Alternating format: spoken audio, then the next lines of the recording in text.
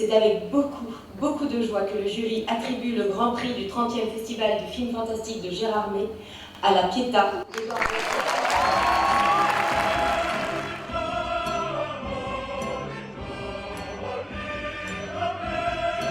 Le film est extrêmement brillant, quoi. Il est très maîtrisé, c'est un jeune réalisateur. Il est drôle, il est beau, il est nouveau, Enfin, c'est vraiment un film qui nous a instantanément plu, disons.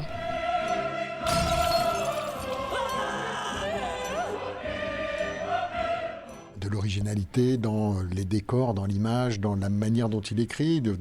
Il fait des parallèles complètement dingues. Il s'amuse énormément avec le cinéma, et puis il fait des ruptures incroyables, où tout d'un coup il y a des choses ultra graves, et puis soudain c'est comique, soudain c'est une comédie musicale. La Pietà, deuxième film du jeune réalisateur espagnol Eduardo Casanova, remporte donc le Grand Prix du Festival international du film fantastique de Gérard May, qui a refermé ses portes ce dimanche soir. Le Grand Prix donc, mais aussi celui du public et du jury jeune.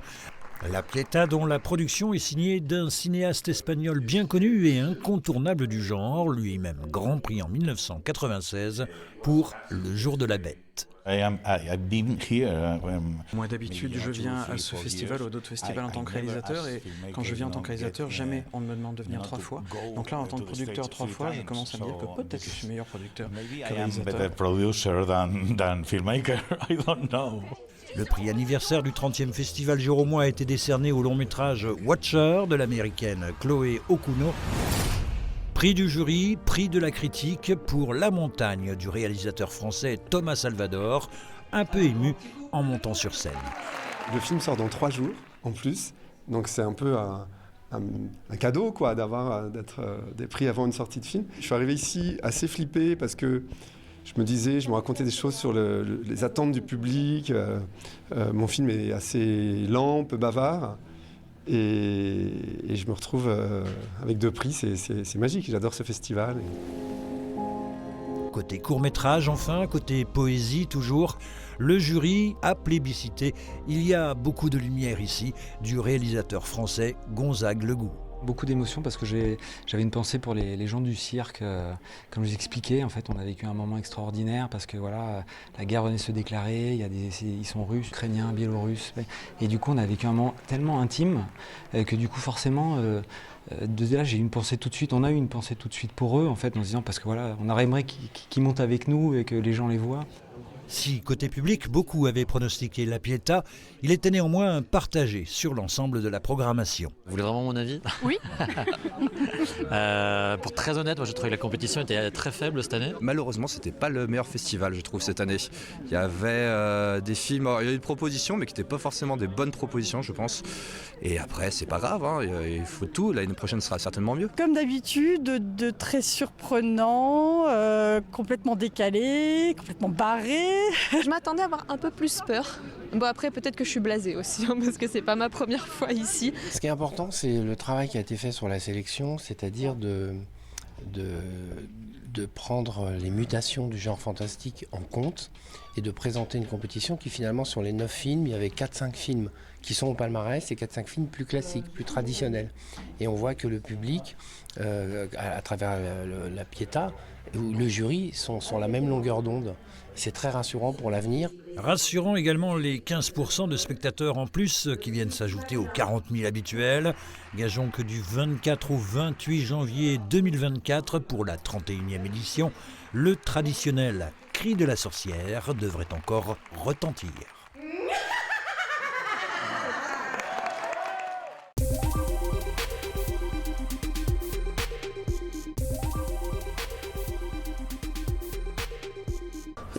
Stop, lève ta tête, lève ta tête.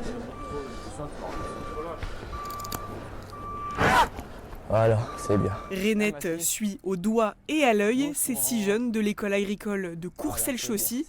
En mars prochain, au Salon international de l'agriculture, cette Primolstein sera sous les feux des projecteurs grâce à la jeune équipe face à d'autres bêtes. Depuis novembre, ces élèves de seconde et de première s'entraînent aux différentes épreuves auxquelles ils seront confrontés. La première épreuve, c'était la rédaction d'un article de presse sur le thème de l'autonomie alimentaire et de l'élevage bovin.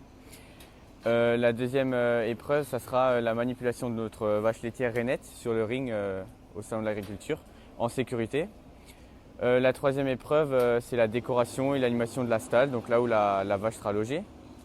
Et la quatrième épreuve, c'est une note sur le comportement sur le salon, si on est à l'heure, si on est poli, etc. Pour les aiguiller, Loïc Merson, technicien de la Chambre d'agriculture, n'hésite pas à leur donner quelques conseils pour perfectionner leurs gestes pour le jour J.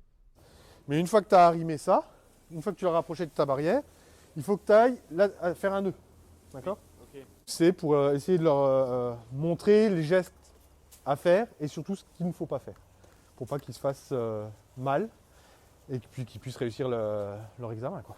Enfin, leur concours. Le groupe se retrouve pendant son temps libre pour habituer l'animal à la contrainte du lit-colle, des moments qui renforcent surtout la cohésion et le lien avec leur chère Rainette. Elle a déjà participé il y a 2 ans à Agrimax, donc elle est déjà habituée au public. Donc je pense que sur ça, on n'aura pas de problème. Après, elle a son petit caractère, donc faut faire avec, mais honnêtement, je pense qu'il n'y aura pas de problème à ce niveau-là. L'ambiance est pour l'heure à la détente, mais l'équipe devrait sentir la pression monter au fur et à mesure que le concours approche. Rainette et son équipe seront-elles favorites au concours en mars prochain? Rendez-vous du 1er au 5 février au Salon de l'Agriculture pour le savoir.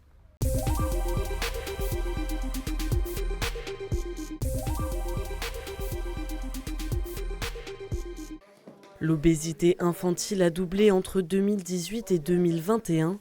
La prise en charge n'est pas la même pour les adultes que pour les enfants. Un enfant va grandir, ça c'est un facteur important parce que quand je dis comme ça c'est facile, mais chez un adulte qui ne grandit plus c'est forcément une réduction du poids. Si on vient dans un hôpital c'est pas banal, c'est aussi parce qu'il y a une gestion à avoir par rapport à son poids et des questions à se poser par rapport à son poids. Il ne faut pas le banaliser. Certes, il ne faut pas non plus rendre ça trop exceptionnel non plus. L'hôpital Simone Veil à Troyes propose un programme d'accompagnement pour les enfants en surcharge pondérale de 5 à 11 ans.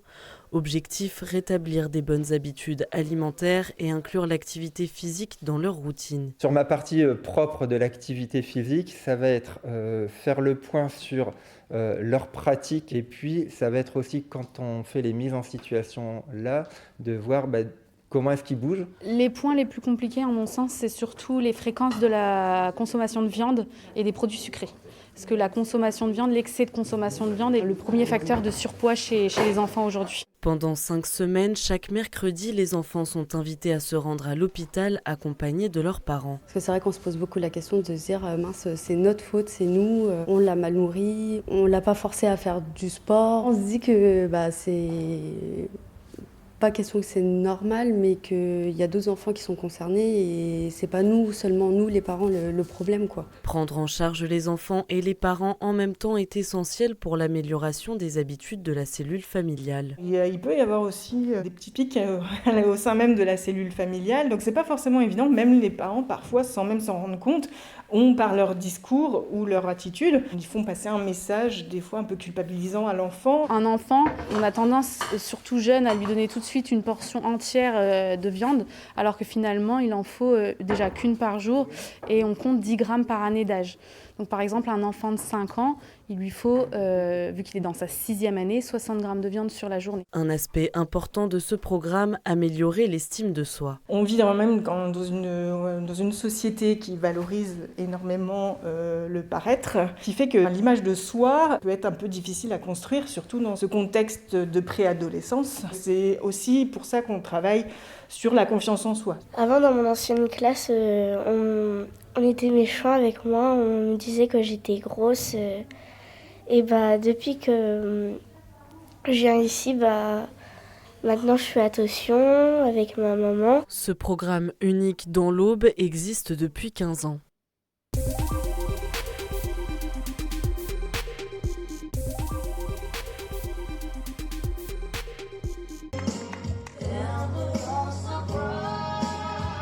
Moment de grâce en robe de soirée, port de tête exemplaire et sourire à toute épreuve. Pour cette nouvelle édition de Miss Excellence Lorraine, la salle de la Galerie à Clouange est tombée sous le charme de ses 9 candidates. Parmi les invités d'honneur, la tenante du titre national 2021, venue soutenir le comité lorrain dans cette première étape régionale. Alors Miss Excellence, c'est un comité avec beaucoup de valeurs, de principes. On a beaucoup de jeunes femmes qui viennent donc de toute la France. Donc ici, c'est la région Lorraine. Elles sont toutes les unes plus belles que les autres. D'abord appelé Miss Nationale en 2010, à la création du concours par Geneviève de Fontenay, il devient Miss Prestige, puis dès 2019, Miss Excellence. Les critères de sélection sont physiques, mais moins stricts que la plupart des autres concours. Discours, danse sur le thème de Disney, défilé avec des tenues variées, la soirée ne laisse aucun répit à ces jeunes femmes qui doivent conquérir à tout prix le cœur du jury. Moi personnellement, je ne choisis jamais, parce que je ne vote jamais. Je respecte le vote d'abord du public et le vote du jury. Et ce soir, par exemple, le vote du public et du jury est exactement le même. Et après un dernier moment pour briller sur scène, vient le choix de la nouvelle Miss et de ses dauphines. Suspense de courte durée, avec 60% des voix du public. C'est la numéro 8 qui décroche la couronne et l'écharpe, Léane Froment, 18 ans, originaire de Meurthe-et-Moselle. Je remercie tout le monde qui a voté pour moi. Ils viennent de réaliser un rêve de petite fille, je leur en suis très reconnaissante. C'est vrai que j'avais des adversaires de taille, on croyait tout en nous, mais très ravie d'être là ce soir. Je me vois représentante de la Lorraine, représenter correctement notre belle région, mettre en valeur ses principes et ce qu'elle dégage.